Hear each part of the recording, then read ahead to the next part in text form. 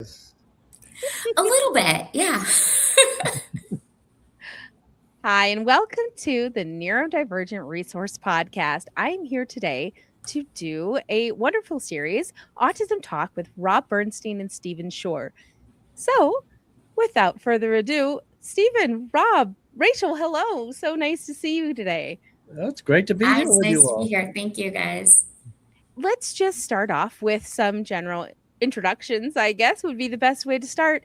Who wants to go first? Stephen, you're next to me in line, so let's start with you. Okay. Obviously, I don't think there will be many who are listening who don't know who you are, but please give us an introduction. All right. So, who am I? I am an autistic professor of special education at Adelphi University. I expend most of my efforts in making fulfilling and productive lives for autistic and otherwise neurodivergent individuals the rule rather than the exception. When I'm not here teaching and researching at the university, I'm traveling around the world talking about autism. It was on one of those fateful conferences that I met Rob at a conference in India. And to this point, my last trip was to Prague to speak at the International Society for Autism Research Conference. And that made for the 59th country that I have traveled to Wow. talk about autism. When I'm not doing that, I'm writing books and articles and giving music lessons to autistic individuals. What brings me here to talk about autism and neurodivergency, uh, being autistic, I think that's a pretty good reason. That's wonderful. I love that. Thank you so much. Oh, you're Rob, welcome. this is my first time meeting you, and I'm excited to learn more about you. So please introduce yourself. Hi, Sarah. Yes, I also speak internationally, and we met Stephen in India at the World Autism Conference. Maybe 30 people from around the world spoke at that conference. The audience was at least 800 people. Wow. And Steve and I met, and we became good friends. But then I found out later everyone's a good friend of Stephen. So what's the big deal here? I feel like I'm on the front line. That's how I describe myself, because Steve and I did webinars for 2 years, and we've done many talks, and I've been lecturing. But I'm really proud of the fact that I'm on the first line working with people on the spectrum. I'm not saying I'm on the spectrum myself. We're not going to go there now, even though Steve diagnosed me a while ago. No, yeah. Well, we won't mention any names. Any initials, Rob. No. Oh, that's funny. But I'm working with kids who have difficulty talking. I'm very proud of my work with early language, working with college kids getting through college with all the anxiety, working with adults with relationships. And so I'm on the front line working with thousands of people on the line. I wrote a book, Uniquely Normal, Tapping the Reservoir of Normalcy to Treat Autism, with the forward by Temple Grandin. So it's nice being an author. Steve wrote 25 books, but we're not talking about Steve right now, are we? But that's, I have a brother on the spectrum, I have a son on the spectrum, so I'm coming from a good personal, but I have to add one more thing, because Steve is kind of modest. I got this thing. This is an Emmy that Steve won. Amazing. That is part of his resume, and you probably can't read it, but it's for a kids show. Yeah. I guess an animated show called The Collector, who is the first autistic star or primary person or character in a children's a television program. That- So it's groundbreaking. And absolutely. but we're here to talk with Rachel. So that's that's Well, I'm not as impressive, so you guys can keep Great talking. segue, though. Great You didn't segue. I'm enjoying this. You didn't win an I'm, Emmy? you know, I'm sorry. You don't need an Emmy. Don't worry. There are a lot of I'm people going aspiring there. to be you, I guess. I don't even rate here. This is amazing. I'm completely humbled. We're really Um, pleased to hear what you need to say, and maybe we'll have something to say too about your work. Oh, well, thank you. I am the mother of 3 neurodivergent kids. My oldest son is on the spectrum. He has ADHD along with everything else and anxieties and all of that stuff. So my kids actually inspired me to learn more because as a parent,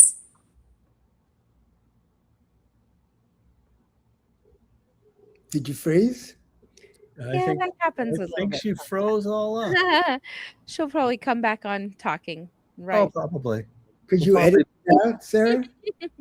It's probably buffering, and then it'll all come in at like triple speed. I think she said she might have been at a library, so it could be. Oh, yeah, that's- we are right. We have to know where she left off. Yeah. I could even pause this really quickly. Well, sure. okay. So Rachel, tell us about yourself. So I am the parent of 3 neurodivergent kids. My boys are 14, 10, and 7, and they are my entire world. And the reason that I have done such a deep dive into the autism and neurodivergent community, they've actually inspired me. I went back to school because in addition to researching about their divergencies, I wanted to know more from an academic perspective instead of just a parent perspective. So I actually got a degree as a disability specialist. And I'm hoping to be able to help that community more, but I am here today to talk about Scouting America and their disability and their special needs committees and groups and what's out there for families, because my oldest, who is 14, joined Scouting when he was 5. He joined in kindergarten. It was one of those things. He came home and he was like, "Mom, I want to be a Boy Scout." And I was like, "Okay." And at that time, he was in feeding therapy and speech therapy and occupational therapy and PT. Back? Yep. You're back. What? I'm at the library. I'm sorry. The It's connection okay, at the it's public okay. library Oh, must it's not be your that great. No, we'll make it work. Okay. Yeah. So you told about your boy who 5 years old wanted to be a Boy Yeah. Scout, as he said. He wanted to be a Boy Scout, and I wanted to give him the opportunity to be a boy, to be a kid, to be somebody who just didn't do therapies. So when he said, "Mom, I want to do it," I said, "Okay, let's do it." And he's 14 years old and he's been in it ever since. And it's just been amazing to watch him develop social skills that he was struggling with, to watch him do stuff that he was like, "I don't know if I could do that." And now he's hiking mountains and he's axing, using axes, and he's going on sleepovers without me now, which is amazing. That I don't have to pitch a tent and be right alongside him anymore. But Scouting has been amazing for him. So when I was given a chance to kind of talk about it more and to bring in the neurodivergent disability aspect, I jumped at the chance. So thank you guys for having me. And like I said, I am so humbled to be here and in such company. This is amazing to me. Love that. But yes, that's me. Well, the question that comes to my mind, because there are so many social and recreational programs out there, and somehow they often miss the autistic population improving, actually getting better. The mission statement may say bowling every week or bowling, but somehow there's more of an isolation rather than a inclusion. So I guess the question that comes to my mind is, and I think of that in a broad term, therapeutic, right? As opposed to just have a good time. So I'm just wondering how he kept getting, feeling better about himself or good about himself or accomplishing things. How did the therapeutic part kind of work? So he was able to see himself and relate to his friends in school. When he saw my son is not athletic, this one.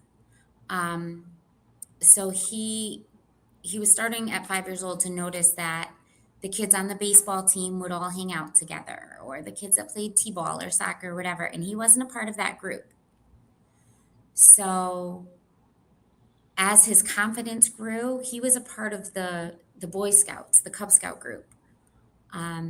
So his friends that were in the pack with him, they had that bonding experience, and he was able to build his confidence to be able to talk to them more about other things. And it was a great opportunity for him to practice social skills, because as we know with neurodivergence and autism, they have their fixations, and my son was very fixated at that point on dinosaurs. And other 5-year-olds at that point might not have been fixated on dinosaurs the way he was. So it was great to give him an opportunity to have a different interest that might relate to somebody his own age. And as he was starting to build that social connection, his confidence grew.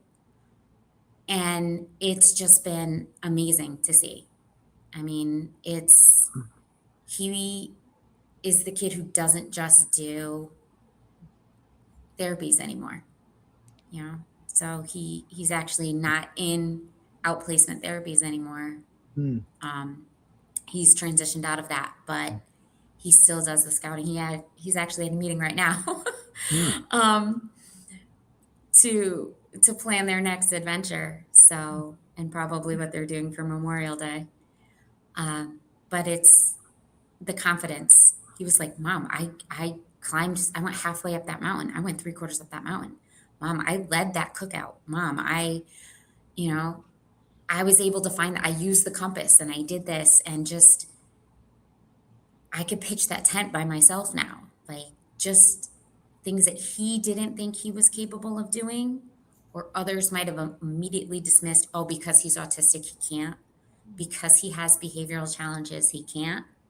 He can, and he is, and he's proving it to himself, and he's proving it to everybody else. And so scouting has just opened up that whole new world for him.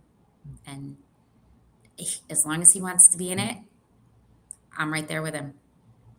And does he, So, if you don't mind me asking, does he sure. understand his identification, his diagnosis? So then now he's been able to also educate all of those around him on how he shows up and how he needs support and how he gives and receives.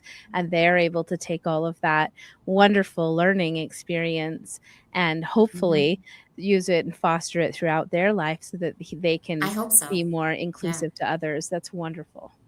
And his And ability he has a to do great that. group of leaders that are, they're right there with him. So it's great. His ability to do that, him knowing he's autistic, knowing what it means to him to be autistic, based on your description, also sets that a solid foundation for successful self-advocacy. Yeah. And we're working on it. We're trying. Good. We're trying, but he's come a long way. And I just I can't say enough good things about it.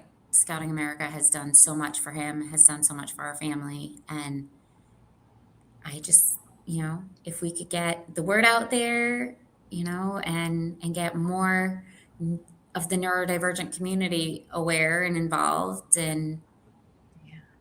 because I think a lot of times what I've noticed is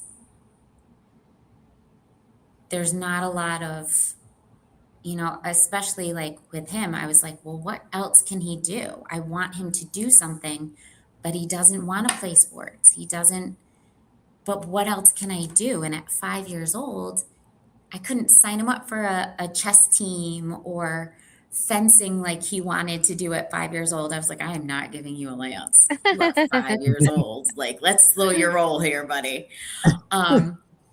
So, I mean, at 14, I don't know if I would do it. Probably. But Yeah, my kid I did chess just, at 5. But my question, how did he, as he's doing this, being accepted in the scouting, how is he, did it translate, or how was he in the regular, his regular school? How did that go back he and has forth? so much more confidence in school. And I mean, at That's great. 14, he's dealing with middle school drama and friendship drama and struggling socially and emotionally and trying to understand all of that as well. Scouting is one of his safe places. It's the place where he feels like he can be most himself. It's one of those. I mean, he told his therapist, and I'm not breaking any rules. She told me the other day. It's one of those places where he honestly feels like nobody's going to judge him, and where it's okay if he's a little goofy or he doesn't understand how to do something, or so I, I can, as a parent, I can't even express my appreciation for that enough. As It's Steve brought just up, where he feels safe. this this idea of being a self-advocate, which is Mm-hmm. aware of himself. It comes from that first and what he needs, and then is he doing that a little bit or a lot in school? Did he do that when he was 10? Is he doing it now at 14? Like, how is he? I don't know. I was going to say struggling, but how is he learning to do that? That was a great question. As soon as she unfreezes. Yeah. I think you froze there. I That's missed that okay. last little No, part. we didn't freeze you. No, I'm just kidding. It was me, probably. How did it change for him in his life, like the confidence, and what did you see when he was going into other situations and with, teachers and things like that? Did he feel like he could advocate for himself better at school as well? I think it comes and goes, his self-advocating at school.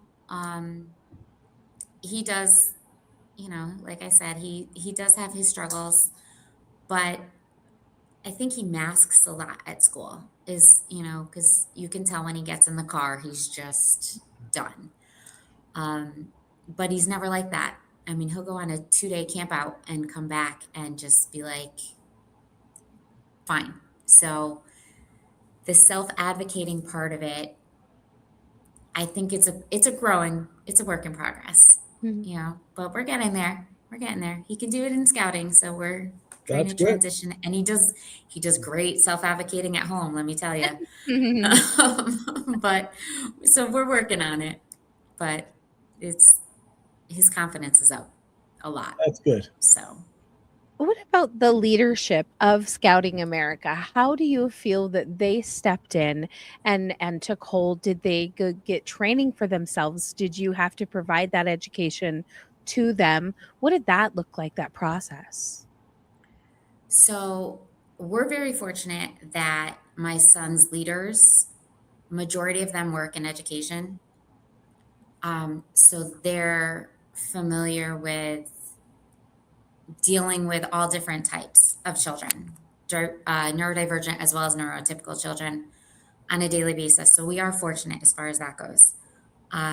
But there is a lot that we have said to them, like, hey, we let them know. And parents obviously, we're not under any obligation to tell anybody about our child's diagnoses. I don't have to be upfront and say, hey, my kid has autism and he has this and he has that. Or he struggles with this, or he needs extra support with this. But my husband and I decided that if they were going to take him into the woods, they should probably know where we're standing, where he's standing. Yeah. So for safety purposes, for himself and for them, and for, my peace of mind, I was like, hey, this is what's going on. And they're really good. They're really good. They'll call me if they have any questions or concerns. Scouting America has resources for parents, for scouts, and for leadership on their website from their national office. And until about 4 years ago, I didn't know that was a thing. Do you want me to stop till he comes back? Did we lose? Oh, we lost Rob. Yeah. Yeah. Oh my heavens. I was Yeah. just going to get this link. There you are. There he is. We're So now having it's my turn. kind of like a circus or something.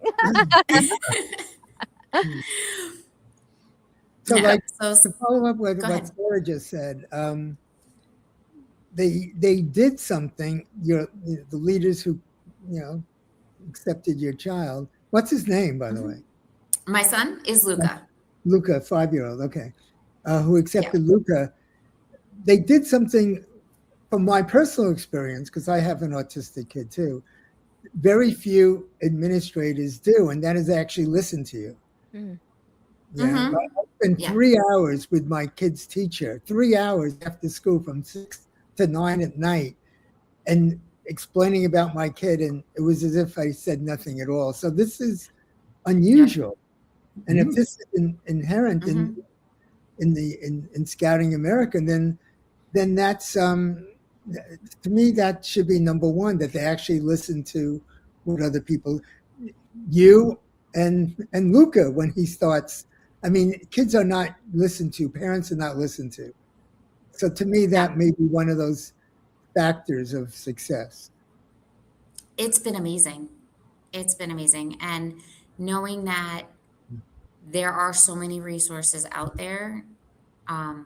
Like I said, I didn't know until about 4 years ago when I started really looking into, okay, he's going to go into a troop at this point. He's going to be with the older kids.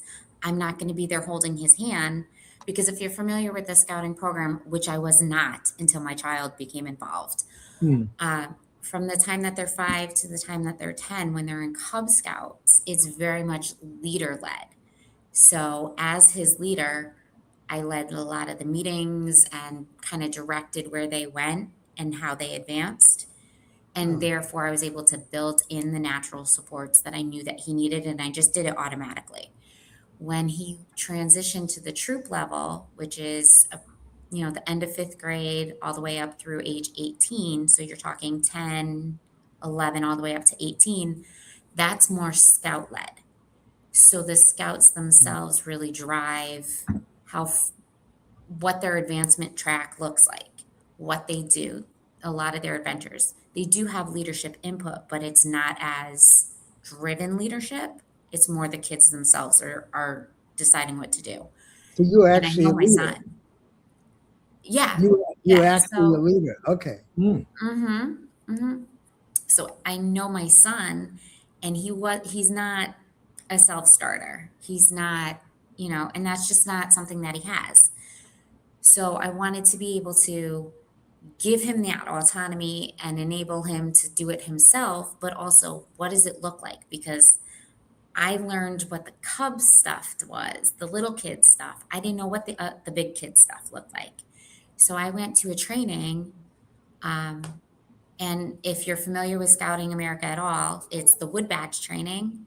Anyone who's familiar with Scouting knows what Wood Badge is. It's pretty intense. It's a national leadership training. And I went and I took it, and they challenge you when you take it, to think of how you can improve scouting for your unit, your pack or your troop or your town or your state or whatever.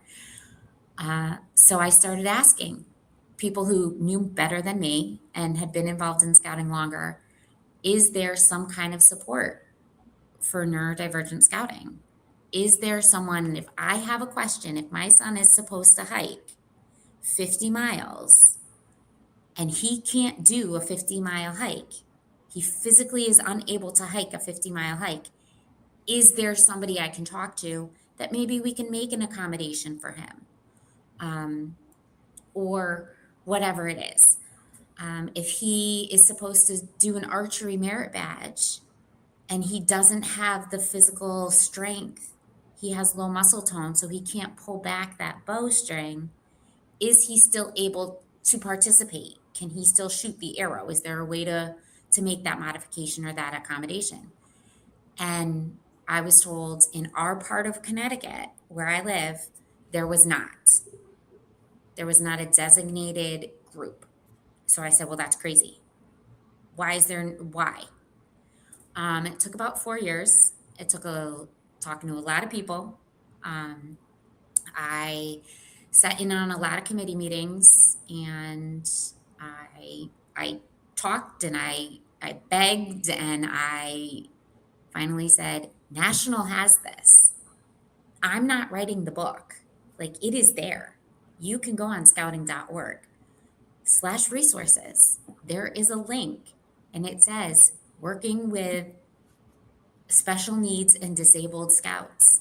You click on it and it gives you everything that you could possibly need to work with these scouts. How can you accommodate things? How can you do this? How can you change things? And what can you expect? Things like that. It tells you about disabilities. It tells you about different disabilities and neurodivergence. You have a scout with dyslexia who can't read this paragraph that they're supposed to read. How can you work with them? You have a scout with a mobility issue. How can you accommodate them? How can you modify what they're required to do? Because at the end, it's giving the scout a quality program and allowing them to be a kid. Go out, have fun, be a kid.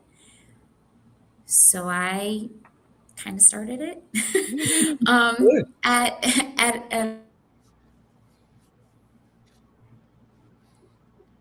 Rachel froze up again, but Nice she'll smile.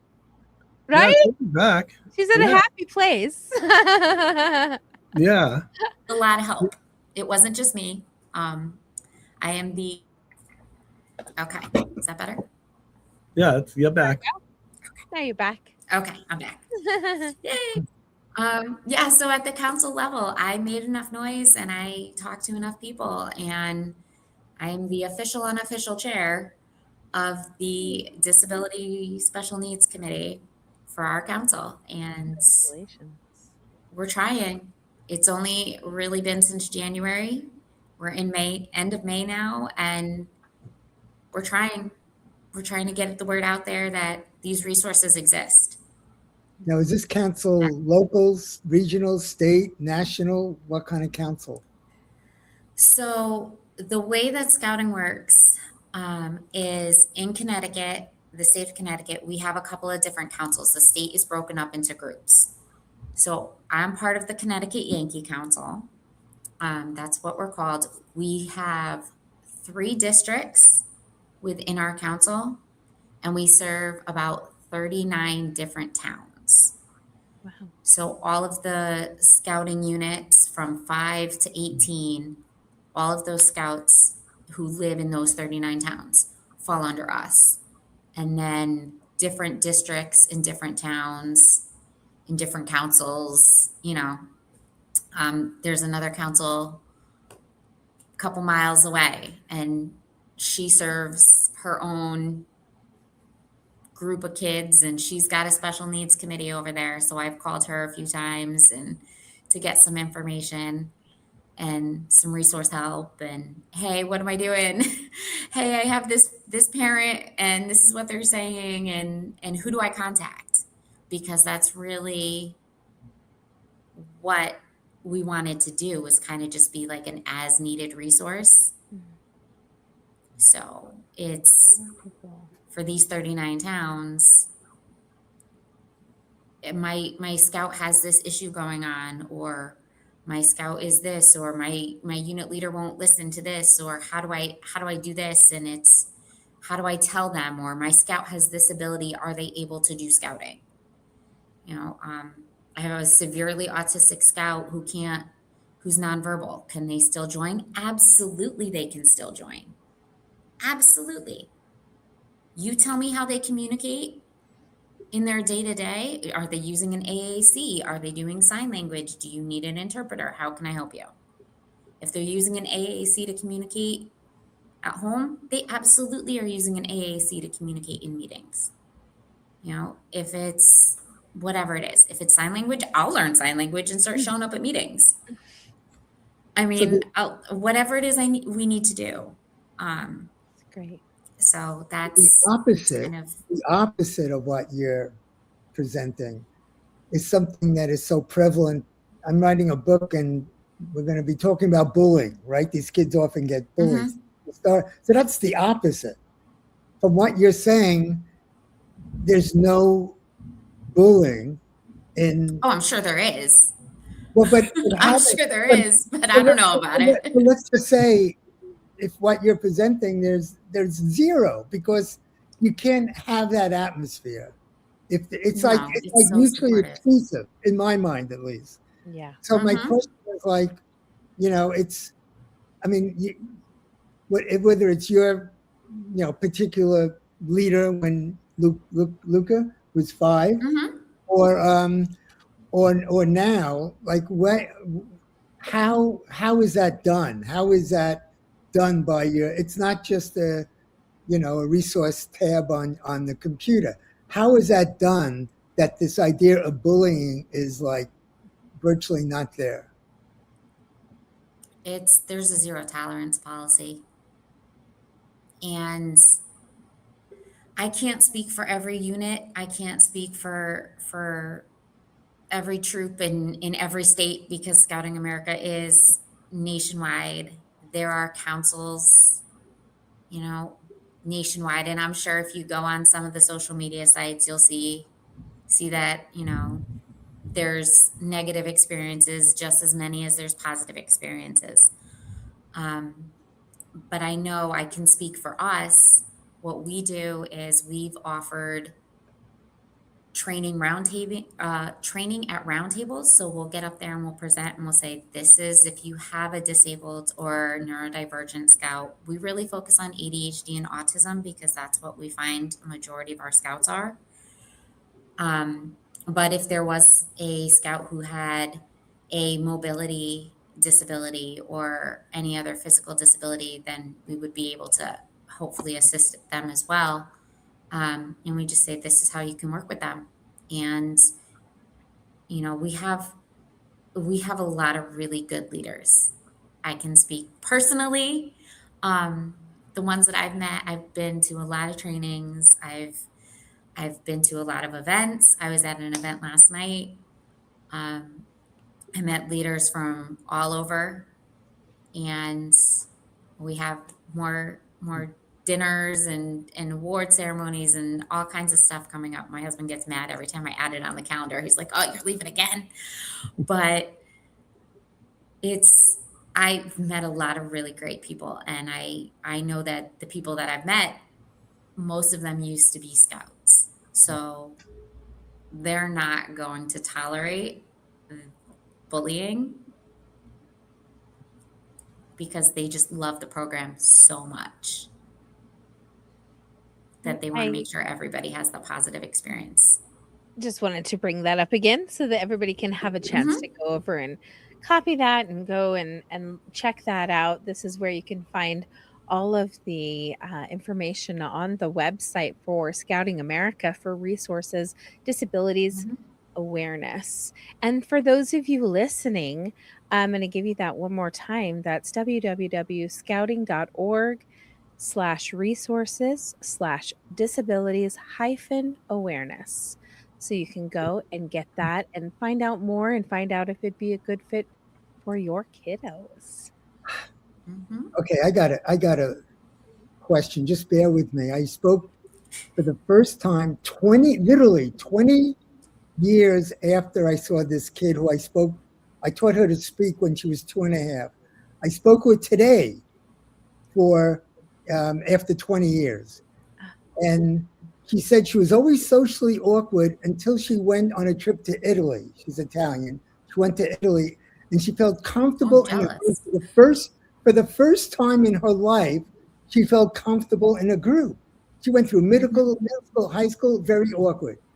And somehow there's a magic sauce here that somehow in your organization, Scouting America, that there's a comfort. Kids are comfortable there.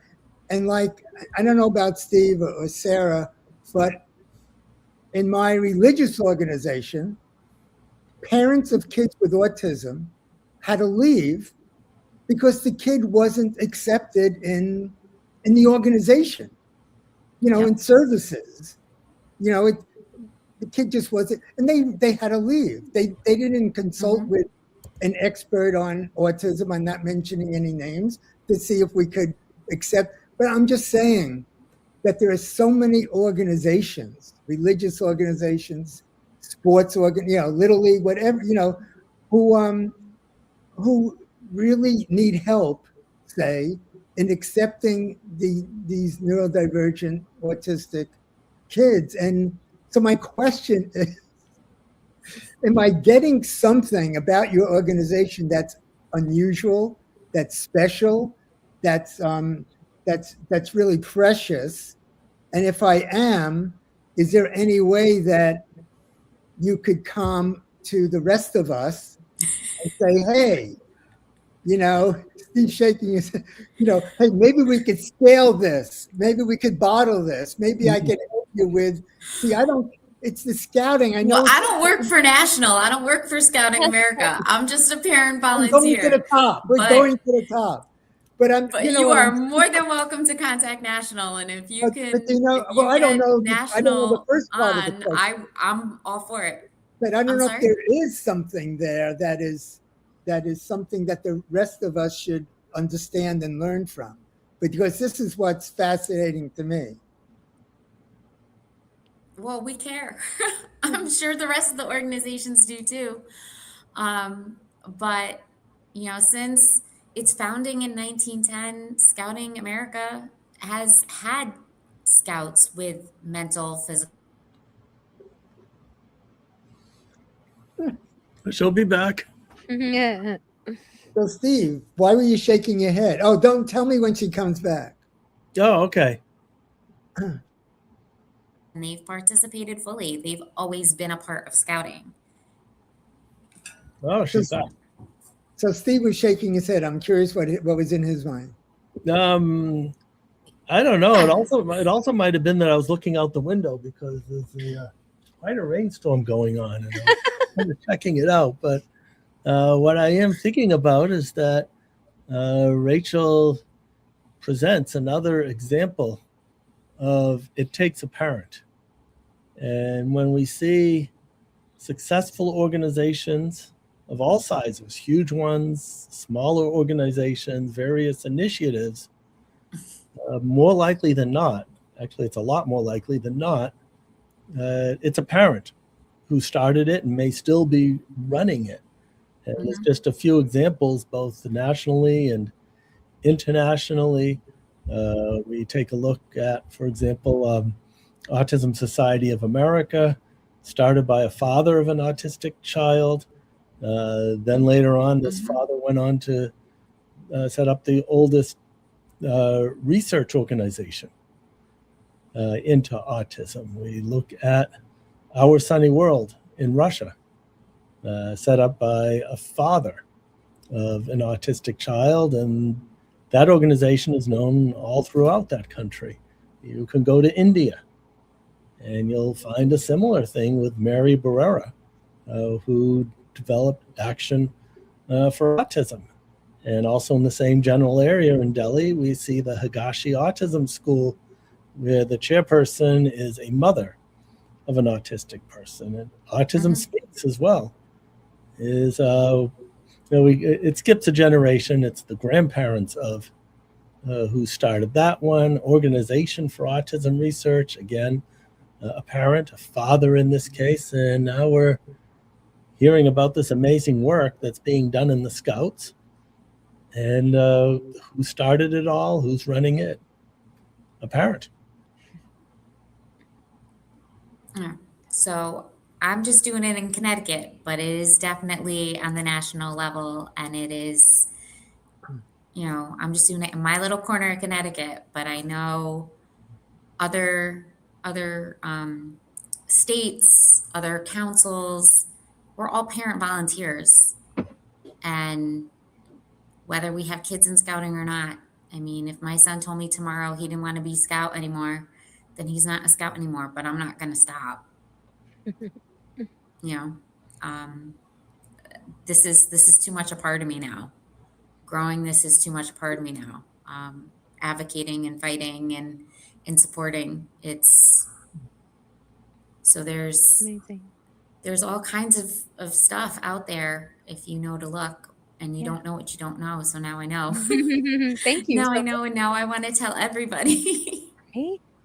So today we're again talking about Scouting America. Here's some links that am going to share: the scouting.org/resources that have a lot of information on that page. And then, of Mhm. course, go further into finding out more about disabilities and awareness as well. And what a fantastic way to get your child empowered, self advocating, confidence, making friends. Yeah. Wonderful, wonderful. Thank you, Stephen and Rob, for bringing a wonderful person into the fold to share all Well, these thank you amazing. guys so much. My pleasure. Thank you, Sarah, and thank you, Jennifer Grace, for setting it up.